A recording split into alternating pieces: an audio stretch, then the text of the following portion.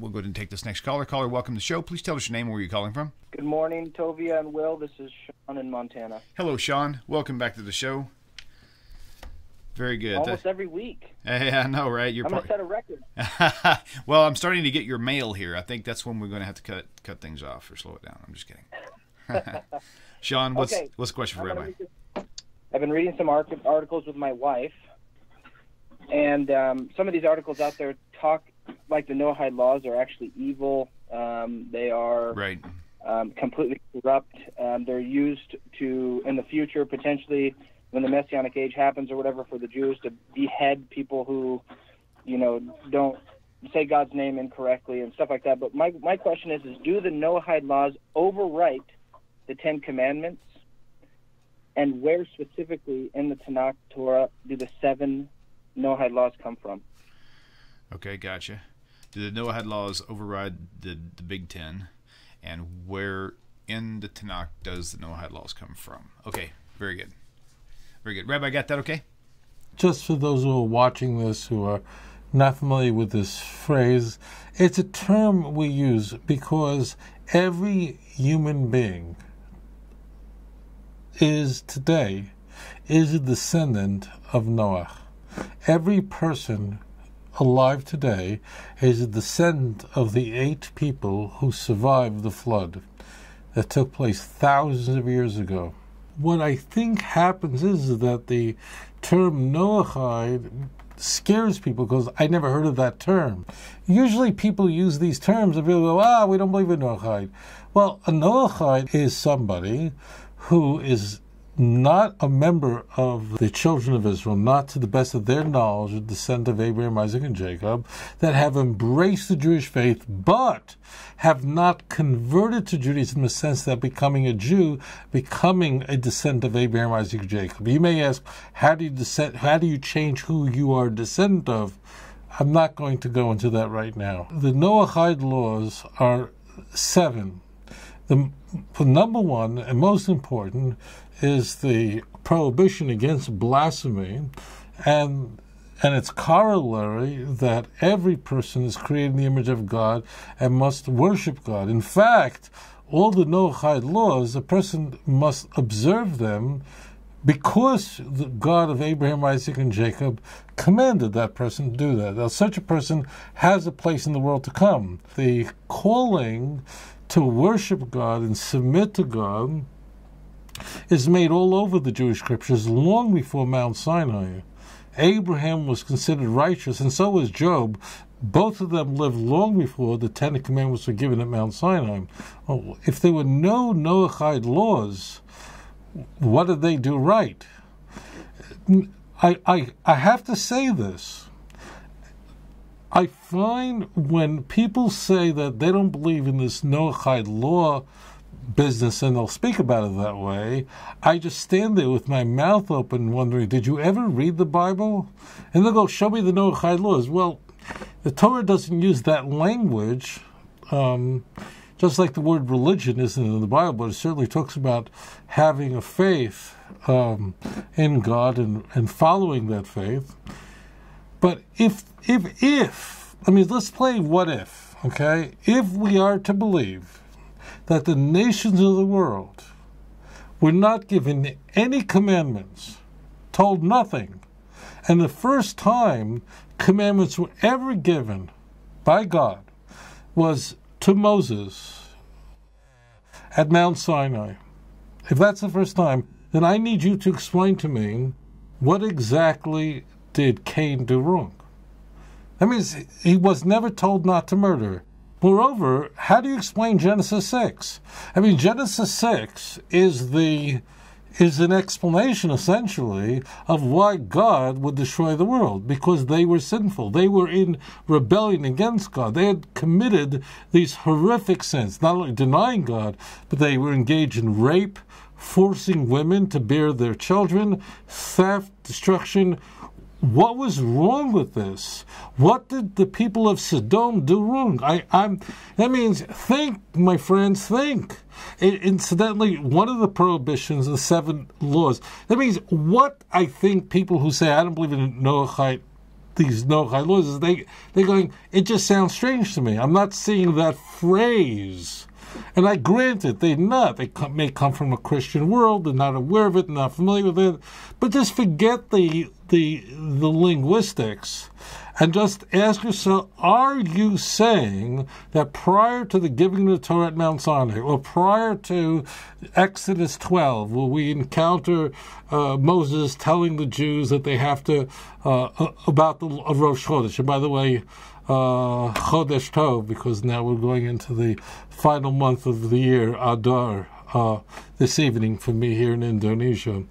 It means if you're saying that no commandments were given to the nations of the world, that the nations had no commandments, that I need you to explain to me why God would bring the flood. That means God punished people for violating the commandments that they were never warned about. They would just go, I didn't know you're not supposed to do that. Do you understand that? It actually says, for instance, one of the 7 Noachide laws, it's the phrase Noachide laws. Let's just jettison the term. The commandments given to the nations of the world prior to Mount Sinai, prior to the Jews even going to Egypt, but what the world had is clear from the Bible.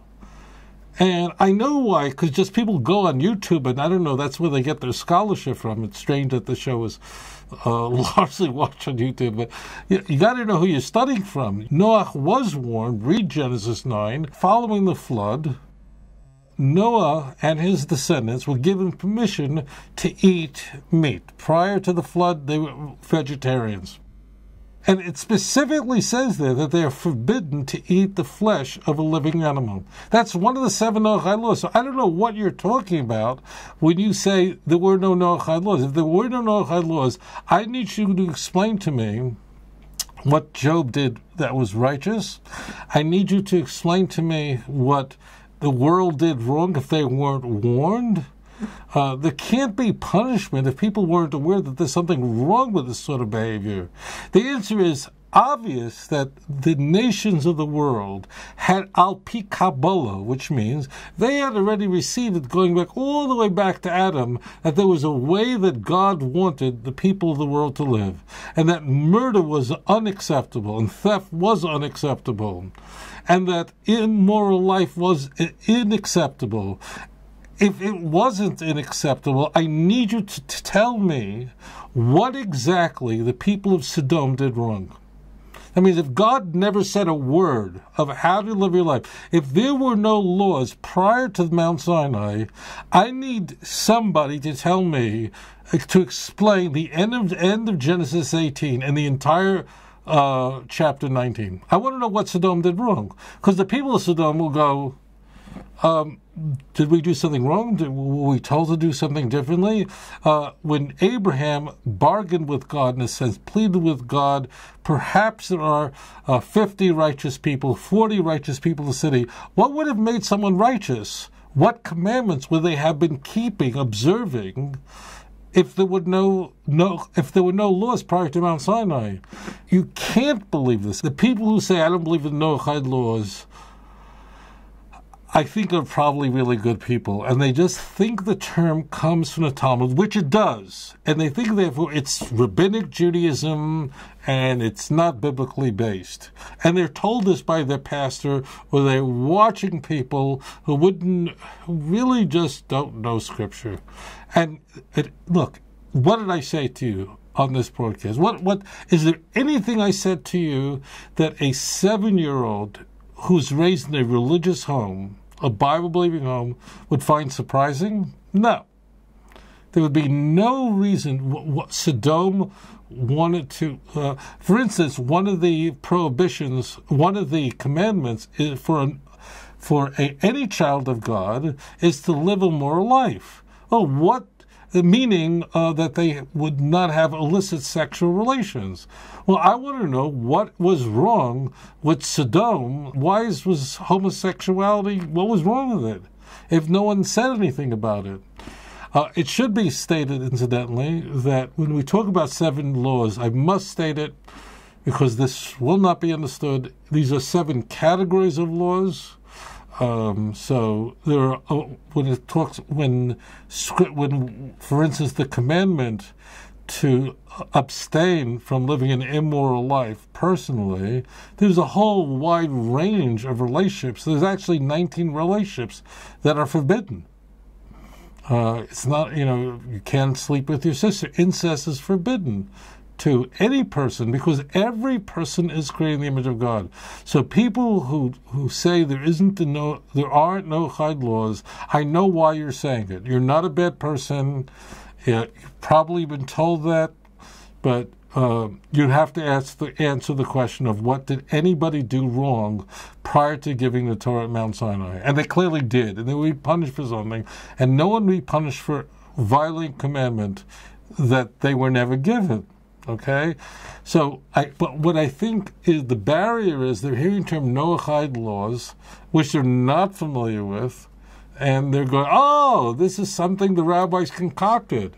Now, where does that come from? Well, that comes from all the propaganda that the Messianic movement, which is probably the only religion, it's a Christian, the Messianic movement is a machination of Christianity. It's probably the only movement that actually only keeps rabbinic laws and doesn't keep scriptural laws.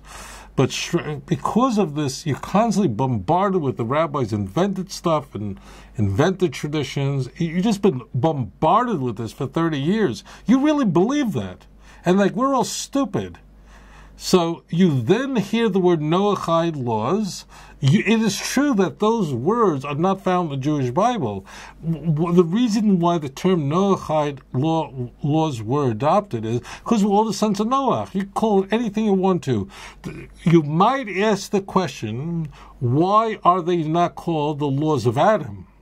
Well, there is a reason for that, and that is Adam's sons married their sisters. Okay? God gave Adam, so therefore now, why did God arrange the world that way? Loma nivra odam yichidi. Why did God start the world with just one man and one woman, necessitating that the first generation were brothers and sisters who would then produce offspring? That's beyond the scope of this show. It's a fascinating question of why God would want to start the world with one couple. But the point is clear that the first generation, in order for God to make sure that there was only one man and one woman, therefore the first generation, the subsequent generation, the sons were marrying their sisters, which is a violation of Noachide laws, but subsequent generations that would come to an end. That's why they're called Noachide laws, because we're all descended of Noah. Adon olam asher malach בטרם כל יציר נברא ועת נעשה בחפצו כל אזי מלך שמו נקרא ואחרי ככלות הכל לבדו ימלוך נוער והוא היה